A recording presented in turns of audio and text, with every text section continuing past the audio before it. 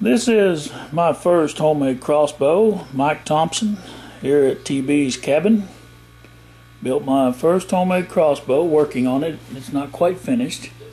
As you can see, there is the stock or the tiller. I have put a plastic 1.25 PVC lock to hold your arrows in here. Right here is what I've done. I've took a 1.25 inch, took a 1/4 inch out of the top after I molded this. I heated it up and I cut it first in two on the straightest side, the longest side, and then I shaped it around the 2x4 just like this. Then I cut a 3/4 inch out after the center. You cut it out the center and then you cut off enough to get 3/4 inch so your arrows will drop down in there easily, and your brushes hold your arrow in place, or your dart, and that is your lock, or where it keeps it captive, so your arrow can be shook, turned upside down, shook out. It won't fall out no matter what you do. You can drop it and it still won't come out there, but wouldn't suggest you drop it. Could mess something up. Then back here we have 3/8 dowels that I put in there in the back. That's for the arrow string to rest on and your arrow release. I built a trigger for it. Soon I'll have that out. I've made my cuts here. I'll give the measurements later at another date, but I'm just showing how I did this. Now I just cut the back end out round to fit the shoulder. If I can show you that, I'm going to try.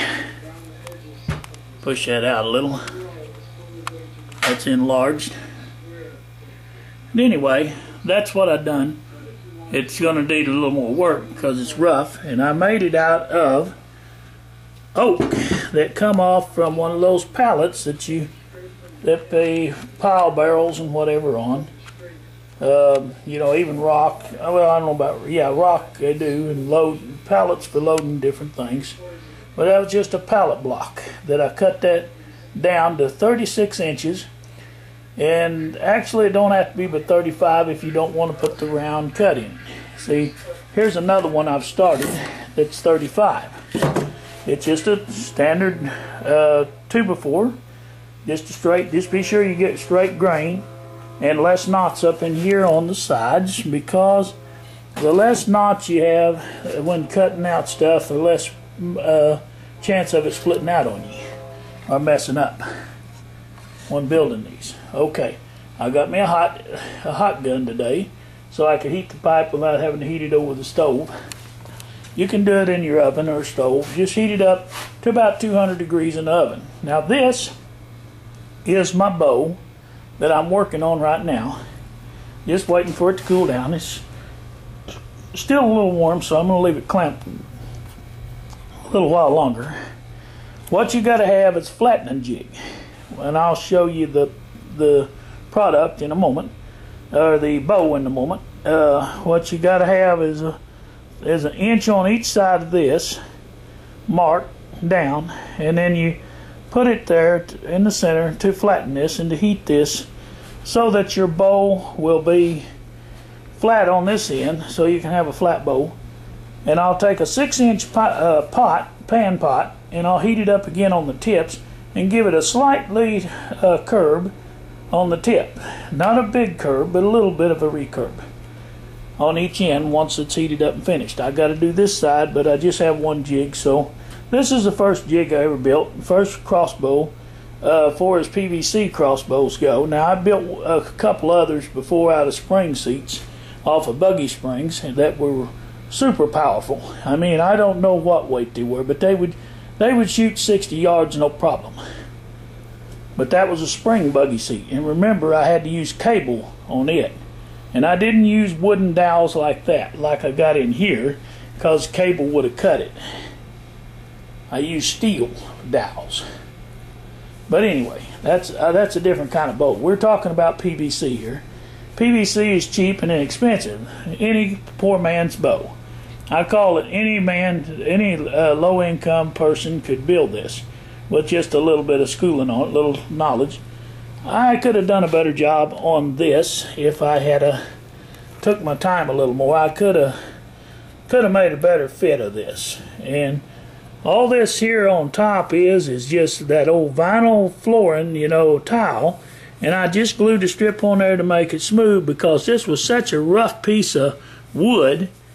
But it will hold up from now on. It's just rough. You know, even when I rasped it down, as you can see, it's pretty rough. Let me zoom in on it a little more. As you zoom in there, you can see I've got a crack here and there, but that will never break out there. That's oak. It ain't going to give up. That's the hardest dried, cured stuff. Even in the end, it may have a little split there, but I don't think that'll be a problem. But if it does, when I cut for my rotor, for my bow in front, let's see.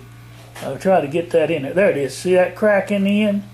That's oak, and it's so hard that I doubt it's going to fall apart. But if it does, that's why I got another piece of pine. I can build another bowl, another section over here. It's not a big deal, like I say, but I'm hoping that it all holds together. Then in the side view, if I can pull that up, see them dowels there are 7/16 dowels. Now 3/8 would have worked, but I decided to use a heavier dowel. Make it a little stronger there to put when I tie the bow to it, because I'm going to tie the bow on the front on this one. But it's not a bad medieval. It's going to be what you call a medieval crossbow. Let me push it out and so you can get a view of the whole crossbow. There it is. It's not quite finished. I'll give the measurements of the cutouts later so you can make one if you decide you want one. Or I can build these for you. It's not a problem. I would like to do some of this for anyone who wants one built. Price wise, I haven't decided what it's going to cost yet. I got to see how much it costs to build one, see how many hours. So far this one's took 3 days to build. You know, of course I didn't get to work all day on it. I'd say I've got about 8-9 hours in this one so far actually. Even though it's killed 3 days. Because I had to hunt up parts and stuff to fix it with. You know, going back and forth to the store, like the heat gun, I had bought that. I can do it in an oven or a stove, over electric stoves, no big deal. Then we got the bow I'm building right now. I'm building a slightly recurved 32-inch bow. It'll have a 16-inch draw. It should be around 100 pounds if it turns out well. We'll see. All right, thank you, folks. That's all for now. I'll check back in later. Bye-bye.